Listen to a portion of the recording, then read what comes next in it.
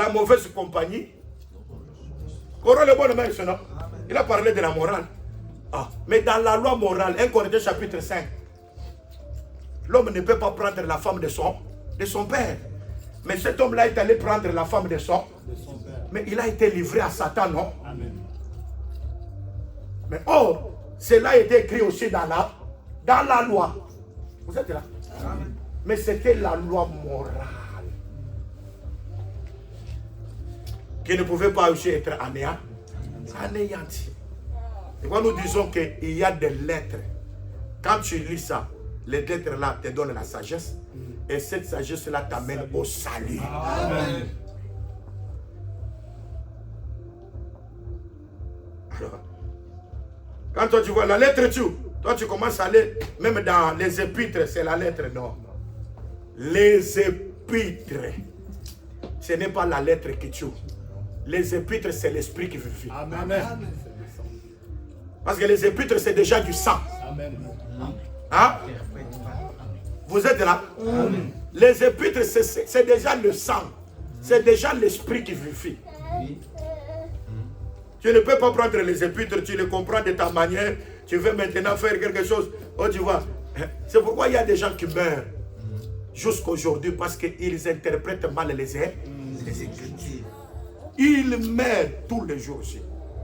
Parce que pour eux, ils ne comprennent pas. C'est pourquoi j'ai dit, bien aimé dans le Seigneur, l'Écriture dit ceci. Toute Écriture est inspirée de Dieu. Vous êtes là? Amen. On dit toute Écriture.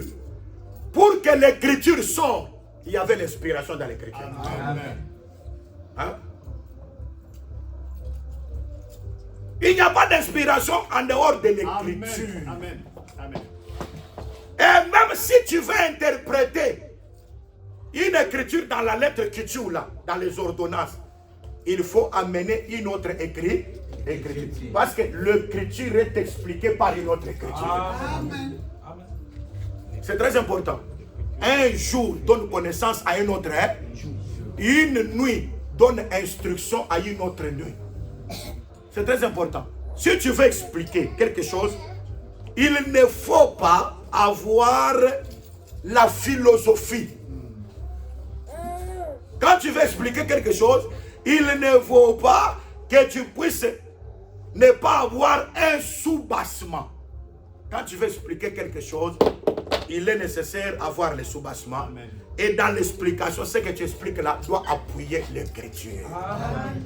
C'est pourquoi nous disons, le frère Jésus, le frère Paul, l'apôtre de Jésus-Christ, il a dit, si quelqu'un se croit inspiré, ou il se croit prophète, qu'il sache que ce que je vous écris, c'est-à-dire l'inspiré, un prophète, il doit voir dans ce qui est écrit. On ne peut pas être un inspiré ou être un prophète si on ne voit pas ce qui est écrit. Amen. Vous êtes là? Amen.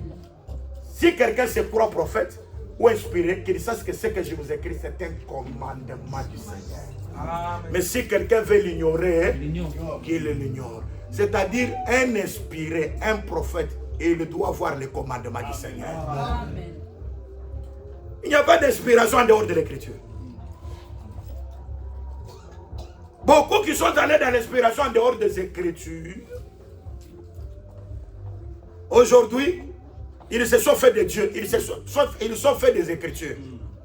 Vous voyez, moi, je suis Malachie 4. Malachie 4 ne parle pas de toi. Ils se sont donné des portions dans les écritures. Un Philippe Kakou qui sort, moi je suis Matthieu chapitre 25. La voix de minuit. Non, tu n'es pas celui-là. Comme quelqu'un pouvait se dire, moi je suis le père de l'évangile éternel. Parce que moi, c'est Apocalypse chapitre 14. Où c'est l'accomplissement que je vous donnerai une bouche.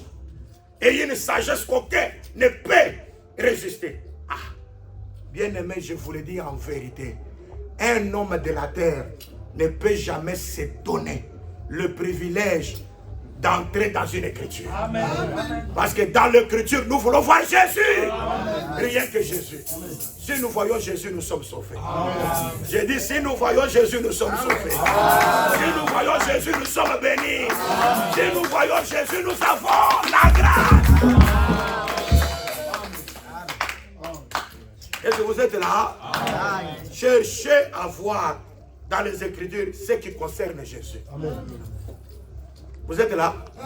Moi, j'ai toujours dit, toutes les Écritures ne parlent pas de Jésus. Vous êtes là?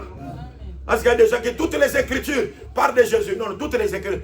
Luc chapitre 24, l'Écriture dit que Jésus-Christ a voulu entrer dans les Écritures, dans la loi, les psaumes et les prophètes, pour leur parler ce qui les concernait.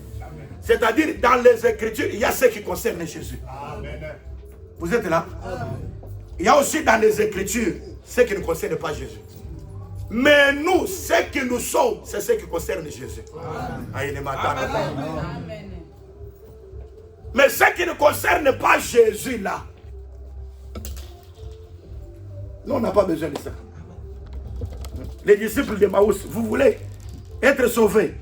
On va dans la loi, les psaumes et les prophètes pour qu'on puisse voir ce qui concerne Jésus. C'est ça ce qui nous sauve. C'est ça qui nous sauve. Quelqu'un peut me dire, mais maintenant, qu'est-ce qui est dans les Écritures qui ne parle pas de Jésus, qui ne concerne pas Jésus? Mais dans les Écritures, il y a aussi ce qui concerne Satan, non? Amen. Mais il y a des Écritures qui concernent Satan. Quand l'Écriture parle,